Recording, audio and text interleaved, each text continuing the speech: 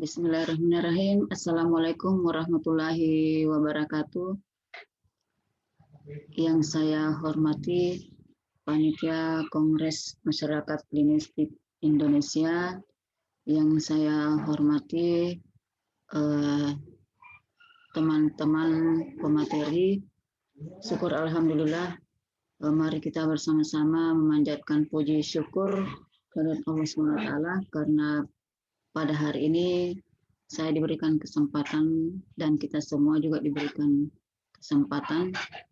Mari kita bersama-sama memanjatkan puji syukur kehadirat Allah SWT karena pada hari ini kita diberikan nikmat kesehatan dan kesempatan untuk menghadiri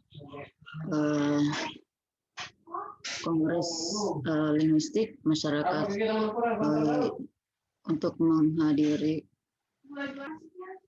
Kongres Internasional Masyarakat Linguistik Indonesia. Dan saya mengucapkan terima kasih kepada panitia yang telah memberikan kesempatan kepada saya untuk memaparkan materi yang berjudul Komunikasi Verbal Bahasa Indonesia pada Anak Tunagrahita di SLBDN 1 Kabupaten Maros. Nah, adapun yang melatar belakangi penulis untuk mengkaji topik tersebut adalah pada dasarnya manusia itu dibekali kemampuan berbahasa dan setiap orang tua mengharapkan anaknya bisa berbahasa dengan baik dan benar. Tapi kenyataannya ada beberapa anak yang tidak demikian. Jadi anak seperti itu ada yang dinamakan anak tunagrahita, itu pada umumnya tidak bisa menggunakan kalimat secara sempurna, jadi khususnya kalimat majemuk, dan lebih banyak mereka menggunakan kalimat tunggal. Nah, hal tersebut menyebabkan anak tunagrahita itu tidak dapat bergaul dengan teman sebayanya karena kesulitan berkomunikasi karena adanya gangguan bahasa atau gangguan berbicara. Jadi anak tunagrahita itu adalah anak yang mengalami gangguan dalam hal berbicara. Namun gangguan komunikasi dan berbahasa pada anak tunagrahita itu ada yang menganggap sepele, sehingga stigma yang muncul yakni percuma mendidik atau membina anak tersebut karena memiliki keterbatasan intelektual seumur hidup. Nah, padahal mereka berpotensi dalam belajar, khususnya dalam pembelajaran bahasa Indonesia. Untuk itu, penulis merasa perlu untuk mengungkap bentuk komunikasi verbal anak tunagrahita dan fungsi bahasa tunagrahita dalam berkomunikasi. Nah, selanjutnya metode penelitian yang digunakan yaitu yang pertama, jenis penelitian. Jadi jenis penelitian ini adalah termasuk dalam jenis penelitian kualitatif. Data penelitian itu komunikasi verbal anak tunagrahita dalam bentuk lisan. Yang akan dilihat adalah kelancaran dan kejelasan artikulasinya. Sumber datanya yaitu siswa tunagrahita kelas 3C SLBDN 1 Kabupaten Maros. Jadi di sini seorang tunagrahita ringan dan seorang tunagrahita sedang. teknik pengumpulan data yaitu observasi, wawancara, dan dokumentasi. Teknik analisis data digunakan model Miles dan Habermas yang meliputi identifikasi, reduksi data, penyajian data, dan verifikasi data. Selanjutnya hasil penelitian. Jadi hasil penelitian yaitu yang pertama deskripsi bentuk komunikasi verbal anak tunagrahita. Yang pertama dalam hal kelancaran pengucapan. Nah, anak tunagrahita ringan itu sudah baik menggunakan 2 sampai 3 kata ketika berbicara.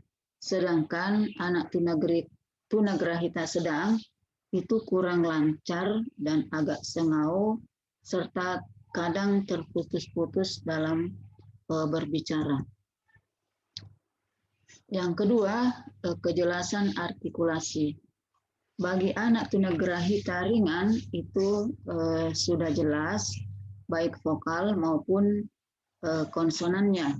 Sedangkan tunagrahita sedang itu beberapa artikulasi kurang jelas, kata yang diucapkan juga kurang hurufnya. Selanjutnya, deskripsi fungsi bahasa komunikasi verbal anak tunagrahita. Yang pertama berfungsi penamaan atau labeling, yang kedua berfungsi interaksi, yang ketiga berfungsi transmisi informasi. Jadi nanti akan dijelaskan contoh-contohnya fungsi penamaan atau labeling. Mengenal kosakata. Mengenal kosakata bagi anak tunagrahita sedang, misalnya ini contoh percakapan. Jadi di sini contoh percakapan ini akan mengucapkan anak tunagrahita baik sedang maupun ringan itu akan mengucapkan hari Kamis. Nah, dalam percakapan itu gurunya bertanya, hari apa ini? SW tidak merespons. Guru, ini bacanya apa? SW tidak merespon lagi. Guru, ini huruf apa? Itu tetap tidak merespon. Sedangkan anak tunagrahita ringan TV, jadi nama di sini disamarkan maksudnya supaya yang bersangkutan tidak dikenal identitasnya. TV menjawab huruf K. Di sini K di sini anak tunagrahita sedang. TV itu sebenarnya akan mengucapkan hari Kamis, tapi hanya dapat mengucapkan K. Nah, guru yang ini TV menjawab A. Jadi maksudnya setelah huruf K itu ada huruf A dan seterusnya. NH itu tidak merespon. Jadi anak tunagrahita ringan itu mampu mengenal huruf tapi belum bisa merangkai kosakata. Sedangkan anak tunagrahita sedang itu sama sekali tidak bisa, jadi dia memerlukan bimbingan. Dalam hal menjawab ketika ditanya, anak tunagrahita ringan, ini yang bertanya peneliti. Mana pensilmu? TV. Ini. Ya, jadi anak tunagrahita ringan itu mampu menjawab pertanyaan dengan secara verbal. Sedangkan anak tunagrahita sedang, kalau peneliti bertanya P, NH menoleh. Jadi maksudnya kalau dipanggil namanya menoleh. Peneliti lagi bertanya, mau makan? NH menjawab, mengangguk. Jadi anak tunagrahita sedang itu menjawab dengan secara non-verbal. Ketika dia merespon bila disebut namanya, contoh dalam percakapan, P, peneliti bertanya, TV, menoleh. Kemudian peneliti lagi bertanya, makan apa? TV menjawab nasi. Jadi TV ini singkatan dari nama anak tunagrahita tersebut. Jadi ketika dipanggil itu menoleh bagi anak tunagrahita ringan. Selanjutnya bagi anak tunagrahita sedang, bila guru bertanya, NH, guru sini pintar, NH, mama, guru, ada mama di luar. Jadi anak tunagrahita sedang bila ditanya itu hanya melirik ketika dipanggil. Ya, jadi anak tunagrahita sedang bila dipanggil itu hanya melirik. Selanjutnya mengenal orang-orang di sekitar. Nah, ini TV, jadi singkatan nama TV, Ibu Idam main. Peneliti, Ibu Idam main. Jangan main, TV.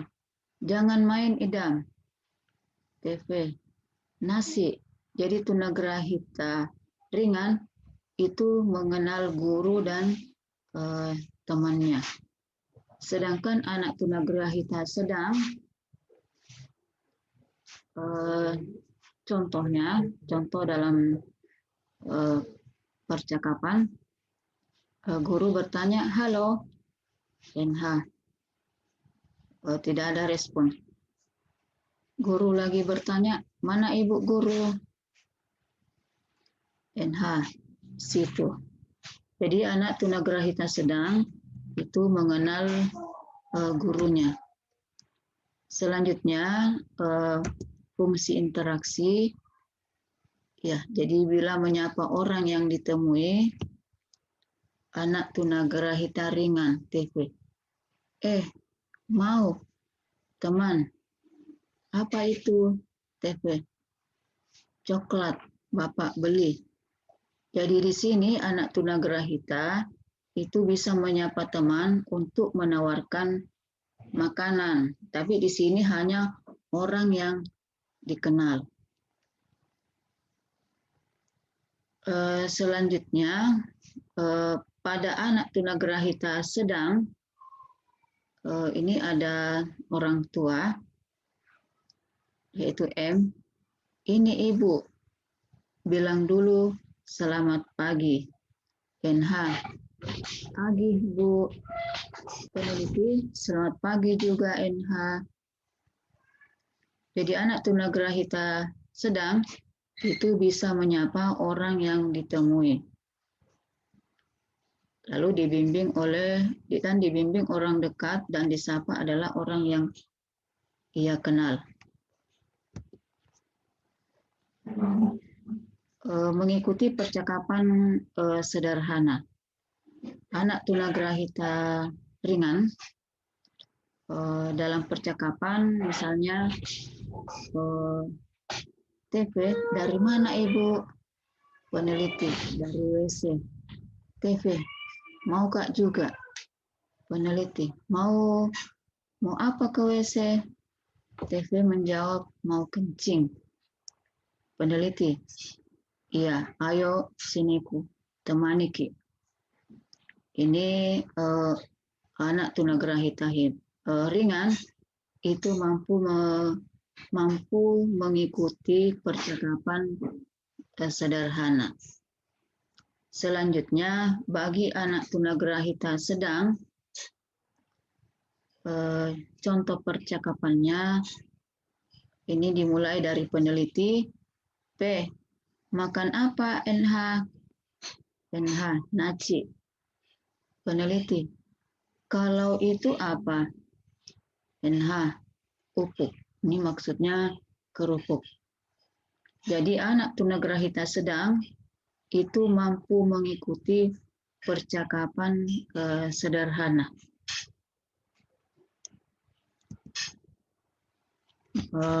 Nah, bagaimana merespon panggilan? Bagi anak tunagrahita ringan, dalam contoh percakapan, peneliti menyapa, "Hai cantik TV." "Hai," menoleh dan sambil melambaikan tangan. Peneliti, "Siapa nama tak?" TV, "Cia."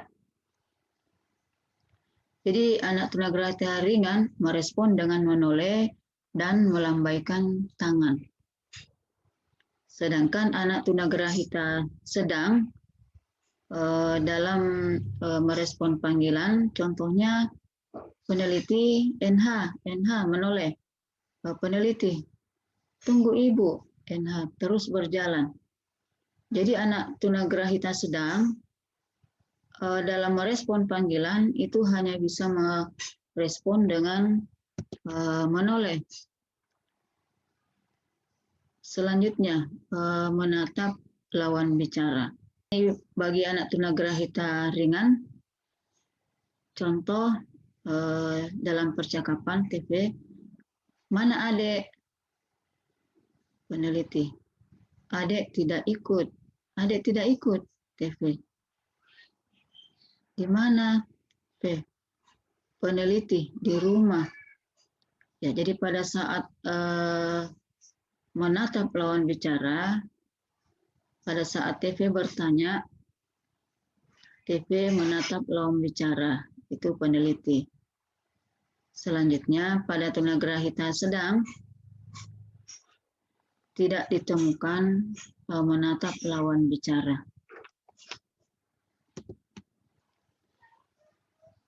Fungsi transmisi informasi, yaitu mengungkapkan keinginan atau perasaan. Di sini